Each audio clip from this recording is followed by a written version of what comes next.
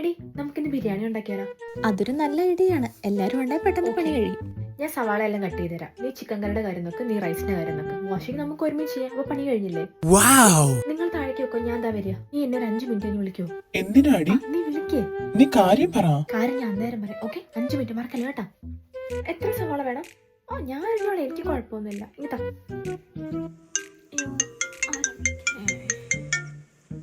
Hello, എന്താടാ? നീയല്ലേ വിളിക്കാൻ പറഞ്ഞേ? ഞാനിപ്പം കിച്ചണിലാണ്. അത്യാവശ്യമാണോ? ഓക്കെ എടി, അവനാ വിളിക്കുന്നത്. ഒരു മിനിറ്റ്, ഞാനിപ്പോൾ വരാം. അതെന്താണെന്നറിയാമോ ഞാൻ നിന്നോട് വിളിക്കാൻ പറഞ്ഞേ? ഞങ്ങളിന്ന് ഇവിടെ ബിരിയാണി ഉണ്ടാക്കുന്നുണ്ട്. എനിക്കാണെങ്കിൽ വിശന്നിട്ടും വയ്യ, ഓർഡർ ചെയ്യാൻ പൈസ ഇല്ല. ഇവളുമാരാണെങ്കിൽ ഫുഡ് ഉണ്ടാക്കിക്കോളും. അപ്പം എനിക്ക് പണിയെടുക്കാൻ വയ്യ, അതിനു വേണ്ടി ഞാൻ വിളിച്ചതാണ് നിന്നെ. ഇനിയിപ്പം ഏകദേശം കഴിയാറാകുമ്പോൾ നേരെ കിച്ചണിലോട്ട് പോകും. അപ്പോഴേക്കും അവന്മാരെല്ലാം ഒതുക്കും, വാഷിങ്ങും എല്ലാം കഴിയും. എടാ, എന്നാൽ ഞാൻ ഇനി അങ്ങോട്ട് ചെല്ലട്ടെ. ഇത്ര നേരമായല്ലേ, പണികളൊക്കെ കഴിഞ്ഞെന്ന് തോന്നുന്നു. സൗണ്ട് ഒന്നും കേൾക്കുന്നില്ല.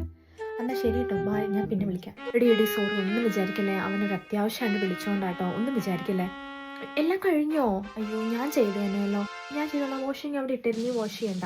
അതല്ല, ഇനി പെട്ടെന്ന് നിങ്ങൾ വാഷ് ചെയ്ത് കഴിയുവാണെങ്കിൽ ഇന്ന് ചെയ്തോ, കുഴപ്പമില്ല. ഞാൻ നാളെ ചെയ്യാം. നാളത്തെ ഡ്യൂട്ടി ഞാൻ ചെയ്തോളാം.